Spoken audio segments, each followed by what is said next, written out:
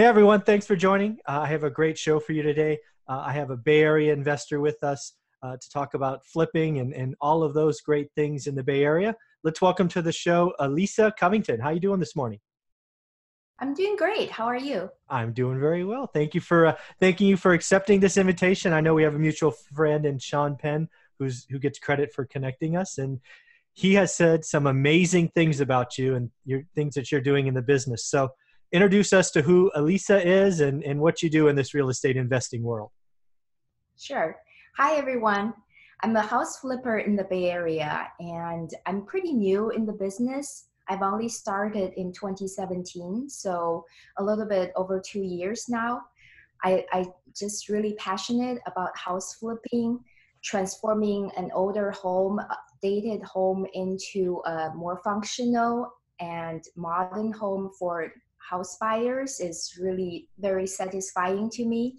I love the design aspect. So I hope to bring some value to you guys from the show today. That's very, very good. And before 2017, what was keeping you busy during the day? I had a W-2 job. So I used to work for Verizon doing the online advertising side of things. Very cool. All right. So 2017 comes along. I always like talking about the first deal. Do you remember the first deal? Of course. Let's talk. It was a really tough deal and it was a nightmare. I had a lot of headache doing that deal, and the end result was okay. I still made money, but it was over 6 months of a flip, and everything that could go wrong went wrong. So it was very interesting. Very cool. So let's start at the beginning. So you decide you want to be a house flipper. You're in the market for something. How did you find the deal? Was this MLS, through agents, relationships? How did you find this first one? Do you remember? So the first one and all of my deals so far are brought to me by agents. Okay. So I work with a lot of real estate agents. They constantly bring properties to me. Usually these are off-market pocket listings. Got it. Yeah, pocket listings. Well, let's step back. One of the things that I know you do very well is that I'll call it networking with agents, letting them know what Elisa is looking for and kind of what fits your bill. That's evolved over time. How'd you find the first one? Because you didn't have a track record yet. You kind of wanted to do this. Maybe that first one always feels interesting, I think.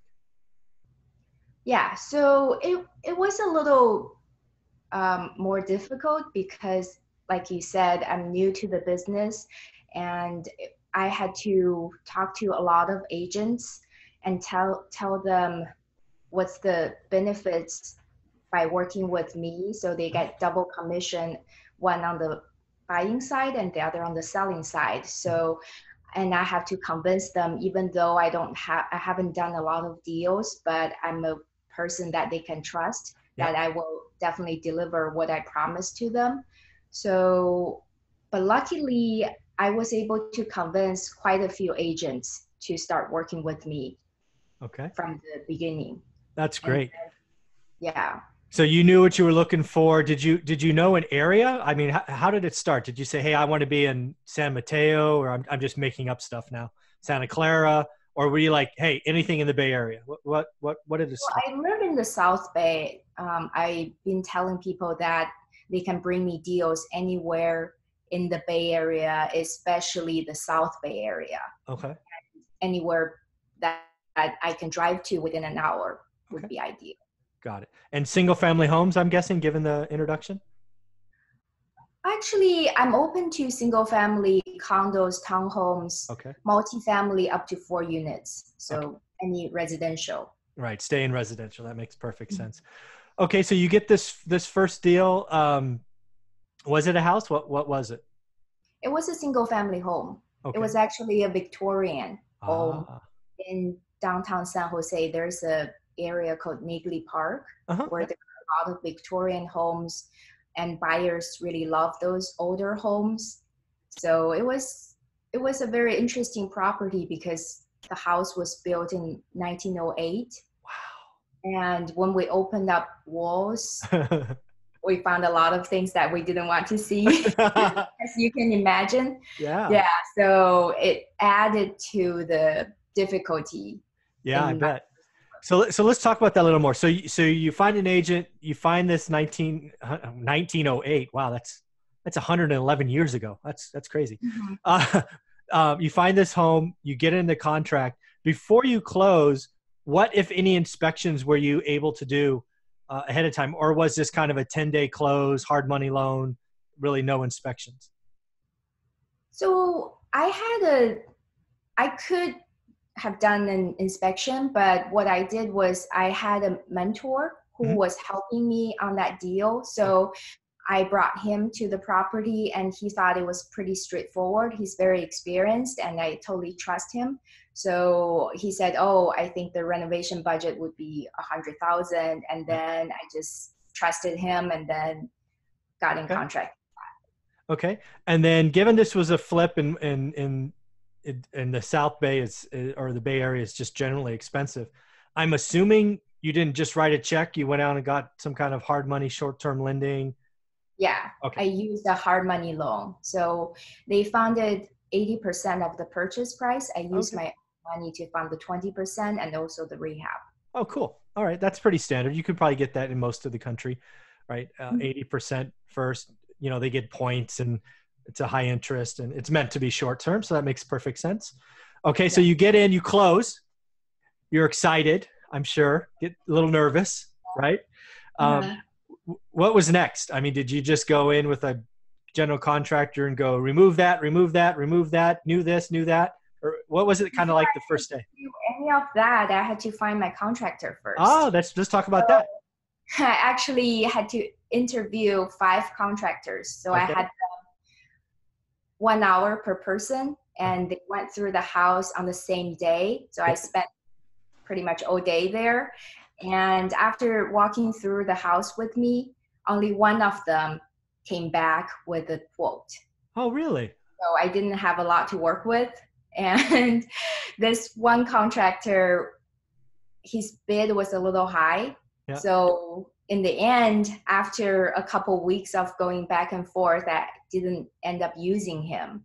I Okay. had to go to other investors asking for referrals, and I was able to find a contractor Okay. after Yeah. this whole process. Wow. So again, I wonder, is that just a Bay Area thing, how busy they are, or do you think they saw something that scared them? Why would 5 people come through for an hour and really not turn out? Any idea? Yeah, it doesn't make sense. So I still don't know. And some of them even work for a bigger company. So it's Sure. a big contractor business and it's not very efficient for them to go to a house, Yeah. spend much time and not giving a bid. Yeah. They But seem odd. yeah, I bet they're all busy in Yeah, the I Bay. guess. Yeah, I And the guess. housing market has been good and I'm sure they are pretty busy. Yeah. So then you do what you do. You network. You use your mentor. You find others. You find a contractor that's going to do the job. What, Yeah. what do you do? I mean, a 1908 house. I mean, how do you even attack a project like that? So I knew that the Victorian homes are very attractive to buyers. Yeah. So it's important to keep the old world charm of the home in order to sell to those buyers who love those type of homes. Sure. So I did a lot of research to make sure I understand what buyers like, what are the characteristics of those type of homes. And during the process when I was designing the finishings and the layout of the house, I keep that in mind so that the finished product is desirable to end buyers. Very, very cool. So I'm curious because again, my experience with older homes is they're a lot more boxy, right? They're kind of squarer rooms and Closed. yeah. Yeah. Not the open concept wasn't in at the time. Something about Yeah. heat and air conditioning, I'm sure, are the reasons why it was always so close. Mhm. So when you were doing this design, and it's kind of you're trying to keep the old world charm and the features, but you try to also satisfy 2017 buyers. Mm-hmm. That seems hard. It is a little bit, especially when you are trying to stay within the budget. Ah, So you yes. have to open up a lot of walls and like add on to the expenses. Yeah. So in the end, I decided to keep the kitchen closed. So it wasn't an open kitchen. Okay. It was kind of a bummer, but I'm sure buyers know that houses from that period, they just don't Yeah. come with open kitchens. But we did make the kitchen a lot bigger and more functional. Okay. So a good thing about designing the property myself is I understand that subway tiles are very trendy right now. They're so classic and they're still trendy, but they are also trendy back in the Victorian Huh. period. So I was able to use those in the kitchen backsplash, and also the shower Oh, cool. tiles. So buyer could still feel like it's kind of from the old times, but the materials are all new, and the design is all modern. Very cool. Very cool. So when you were attacking this design, did you actually remove any walls or reposition anything? We removed a doorway to the basement. So in the Okay. kitchen, there was a doorway to the basement because the laundry was in the basement before, but the basement was not finished. So it was not very convenient. What we did was we added a laundry room inside the house Ah, and removed that doorway. So the kitchen is enlarged, but people don't have to go to the basement from inside of the house anymore. They can just go use the access outside. oh, very cool. Very cool. And then what were kind of some of the strangest things you saw when you kind of open up walls? I'm guessing it's old wiring and plumbing, stuff like that, copper pipes and stuff. So I think the only walls that we removed were the walls around the doorway, and also we removed a wall in the master bedroom to Okay. make the bedroom a lot bigger. And we didn't come That's across too much difficulty because those were not load bearing okay. walls. Very cool. All right. So now you're in the project. What were it sounded like it sounded like there were a couple of delays or it took longer than you thought. What were some of the things that made that happen? So the contractor I used, he kind of gave me quite a few scares. Okay. So the first day we started on the project, he called me very urgently. He said, "Oh my gosh, I opened up the floor in the room in the back, so we have an addition in the back. That's I checked the permits before I purchased the home, so I made sure it was permitted." And then he said his guys opened up the floors and realizing that there was no footing, there was no foundation in the back. So he was like, "Oh, this room cannot be permitted. It's illegal and we are not safe working here anymore." Wow. So I had to, so I was in total shock. I was I guess. at my full-time job working, busy working, and then got this call. It was quite a shock and not very pleasant. And he said, "Okay, we're going to move upstairs. We're starting working there, and you can figure out what you want to do with the room in the back." His advice was for me to tear it down and rebuild Wow. Oh, the that's room in the back. very nice of him. All Yeah, right. I know. And he gave me a quote that's like the same amount of money you can build a whole house almost. Oh my goodness. All Yeah. right. So I'm curious, how did you tackle that unpleasant phone call? And then half an hour later, he called me again saying, "Oh, we are trying to demo this bathroom upstairs, and we realized that this bathroom is not legal either." Oh, So it was quite challenging. And I went back to look up the permits of the house, and I was able to find permits for both the downstairs addition and also upstairs. And there was even a letter from the city of San Jose saying it's all in compliance. So I don't know where he was coming from. I kind of figured that he probably was trying to get me to spend more money to rebuild the addition, and he was trying to get more money from this rehab. But yeah, it was not very that's not a good experience. Yeah, that was where I was going. Is it again? I wasn't involved, but my spidey senses are telling me this contractor saw you as a green new investor who he could frankly take advantage of. Yeah, probably. And that was probably the case. Did he eventually get fired, or did he finish the project? So I did think about firing him, but as I mentioned, it was really tough to find a contractor to begin with. So, and also halfway through the project, it's even more difficult to do that. I already paid him some money, and he promised to do some work. So based on my mentor's advice, I decided to stay with him, but the projects just took longer than expected because he took on too many projects at a time, and delaying every project. Gotcha. Okay, so you're in the project. You were probably planning 4-month hold. It turned into 6 months or 7 months. I think it was 7 months, or around 7 months. But when you went into it, you were saying, "Hey, I'm going to be in and out in 4," or what were you thinking?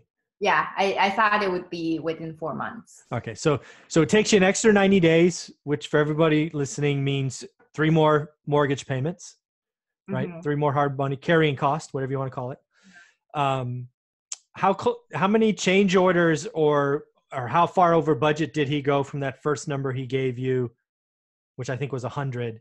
I think it was like 20%. Yeah. Okay. 20,000. Okay. It was not. It could be more. Oh yeah, it could be much more. It could have been worse. Looking on the bright side, it could have been rebuilding the whole addition in the back, which I think he quoted me over 100,000. Yeah. That's just not right. Okay. All right. So then let's get to the end. So you finally get done. He's gone. You list the property, and what happens? It didn't sell that easily. Okay. So the buyer pool is smaller because buyers who like older homes that are remodeled at that price point, there are not a lot of them. Sure. So with a house like that, I expect to take a little longer to sell. But then we also had a buyer who couldn't perform. He loved the home. He got it in contract, and then he was pre-approved, but then his loan just couldn't. Yeah, the loan fell apart. And then we waited on him for, I believe, more than a month. And then we had to go back on the market and find our final buyer. I know. So that project was such a pain. Yeah. But also, when you look on the bright side, I was able to learn so much from just the first deal. Yeah. All the mistakes, all the difficulties, it taught me so much. Yeah. The first deal. And again, let's not forget, at least it sounds like it had a happy ending, meaning you made money. Maybe not as much as you thought, but you made money. Yes, I did. Right. Yeah. So you got your education and you made money. I mean, that doesn't always happen, right? Sometimes you got to pay for that education and lose money. So that works. Yeah. So you're still working. It sells. What happens next? Do you start the second? When did you hunt for the second one? Did you wait till the first one closed, or what was that like? The second one actually came while I was working on my first one. Oh, okay. That's the one that I partnered with Champagne with. Oh, okay. Where he made a lot of money from it was his first deal. So I came across this property, but because I was all tied up in my first deal, so I didn't have enough funds or energy or time to deal with the second one. So I brought him in on the project. That's great. And it turned out really good. So even though these two projects kind of went parallel, but my project was underperformed so much compared to his project. So I forget, did Sean's close first or did yours close first? We actually, on the sales side, we closed on the same day. Oh, it that's was so funny. it was really interesting. Yeah, I still remember it was December 1st. December 1st, you got 2 checks. That's awesome. All right. So Yeah. so you got 2 checks. You've proven you can do this at this point. Mm-hmm. Mm-hmm. When do you look yourself in the mirror or have that conversation about, do I do this full time? When does that happen? So I didn't get to make that decision. I wanted to quit all year in 2017 because I was doing these 2 projects and I would enjoy the process, even though it was difficult, but I like being my own boss, making all the decisions. Sure. And I just couldn't pull the trigger because I had a very, very good job. I had a lot of flexibility. It was good paying. But then at the end of 2017, I was laid off. So it was a blessing in disguise completely. I was actually very happy when I heard about it. So I was actually, my boss was very, he was kind of a little afraid of telling me that, but then I told him that I wanted to quit the job for a while, so he felt a lot better after talking to me. So that was good, and I was really grateful that I was able to just leave my job with a very good severance package. Sure. I was paid for another 6 months while I could do this full time. So it was actually one of the best things that ever happened to me. That's awesome. So you get, that's awesome. So you get 6 months to go into this full time, still quote unquote collecting a check. And in worst cases, after 6 months, you go, oh, I got to go get a job. That's pretty awesome. All right. So we get into 2018. You're now, I'll call it full time. You've got 2 under your belt that closed on December 1st. Where does Elisa go from there? I mean, does it just go crazy and you do 3 or 4 at a time, or what happens? So I do want to do a lot more because this is my business now. This is my full-time gig. So I have to do more. But as you probably know, it's not that easy to just find deals, especially as a newbie. So I didn't actually find anything where the numbers make sense for a few months after that. And then I started to come across properties that are good deals. So I bought, I think 2 or 3 or around in a very short time frame.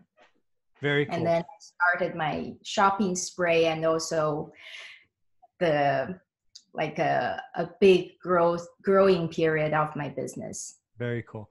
So we get to the end of 2018. How many had you finished at that point? Do you remember how many? I finished 8 in 2018. Wow. Yeah. And then you probably carried some over into 19, I'm guessing? Yes, I did. I had, I think, 2. Okay. And then how many have you done now that we're basically at the end of July? How many have you completed in 19? I've sold 3 and I'm starting, or I have 3 that I'm working on right now. Wow. So by my count, you did 2 in 17, 8 in 18, completed 3 already in 19 and have 3 more to go. So that's 16 Bay Area flips in, I don't know, 30 months? Yeah. Wow. I have another wholesale deal too. Oh, of course. Just sprinkle that in. Why don't you? That's pretty cool. Well, I am curious. So now that you're sitting here in July, what are the plans for the rest of the year, or where do you see taking this business? I think the rest of the year, I'm going to be focused on the 3 projects I'm working on currently. So these can be good challenges because one of them, so usually my territory is in the South Bay completely, like San Jose, Santa Clara, Cupertino. But 2 of these 3 projects, one of them is in San Bruno, so it's in the peninsula, and another one is in San Francisco. And both of them, one of them, the San Bruno one, I'm adding about 300 square feet. Okay. So converting part of the garage into living space. So that's something I've never done before. Mm-hmm. And then the San Francisco project, I got it at a very good price. So about 40% below ARV. Wow. Which is pretty rare for a project at that price point. So the ARV is about 2.3 million. And it was a care facility before. So they have 8 bedrooms, 4 bathrooms right now. I'm trying to convert it back into a single family home. So we are going to remove quite a few walls, make the living space more open and bigger, more functional. So these are, I think these are going to be very good next step for me, for my business. So it's learning something new territory, and also kind of a little more intense as a flip project. For sure, for sure. So I'm curious, because you've been doing this a while now, you probably see the real estate market in the Bay Area is kind of slowing down, I think, at least would be fair to say. It had a big dip last year. Yeah, late in 18, right? With the interest rates going to 5%. Does any of this scare you at all? Or do you think it just makes more deals happen? Or how, is the glass half full or half empty in your mind? I think it definitely is more risky for house flipping, because when the market was going up, you can make money whatever you do with your flips. Even if you make mistakes, you probably still make a lot of money. But when the market is kind of flat or even going down, if you make mistakes, it can cost you a lot of money. Yeah, you got to really pay for that. Yep. So I'm glad that I'm not a newbie anymore. So I have some experience, and I know what the market can do to your business. I actually lost $50,000 on a project last year. Ouch. So it gave me very good lessons. So I'm better positioned to deal with any market changes happening right now. And I think if you run your numbers correctly, and if you have enough margin on the deals, it's not that risky, because the real estate market reacts a lot slower than like stock market. So if you turn your projects around quickly within like 3 or 4 months, you're not exposed to that much of a risk. Yeah. I think that's key, right? Running a good business, running good numbers. Definitely, the glass is half full attitude. I love that, right? Because you can get all scared and not do anything, or you could just lean in and maybe have less projects, know your numbers, and take care of yourself. So I think that's pretty awesome. Definitely have to be conservative. Yeah, for sure. So as we wrap this up, one thing I always do is turn it over to the guest. How can people follow you, be a part of your journey? I don't know if you're looking for private money or whatnot, but how can people follow you, Elisa? Sure. So I have a Instagram account for my business, which it's kind of my new hobby, and I post almost daily. So I share tips and tricks and before and after photos. Also, all the project updates. So if people want to follow me on there, they can follow me at Transform Real Estate on Instagram. And I also have a Facebook page, the same name, Transform Real Estate. And my website is transformrealestate.com. That's awesome. Please check her out, transformrealestate.com, Transform Real Estate Instagram, and Facebook group, right? That was all 3? Yes. Do me a favor, follow you. A lot of stuff going on. Bay Area is an interesting place, very high ARVs and sticker price. To see someone taking on that challenge and being wildly successful like you is something everybody in the country should watch. So I hope your channel grows and there's lots of more followers. Thank you for being a part of this. Thank you so much for having me, Michael. You got it. Take care, Lisa.